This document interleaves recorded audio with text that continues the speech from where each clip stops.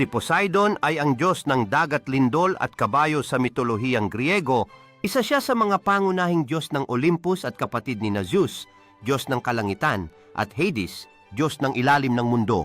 Anak siya ni Cronus at Rhea at isa sa mga pinakakilalang Diyos sa sinaunang Gresya. Inilalarawan si Poseidon bilang isang matipuno at makapangyarihang Diyos na may hawak na trident, isang sibat na may 3 talim. Gamit ang kanyang trident kaya niyang likhain ang malalakas na alon bagyo sa dagat at lindol, kaya't tinatawag din siyang Earthshaker.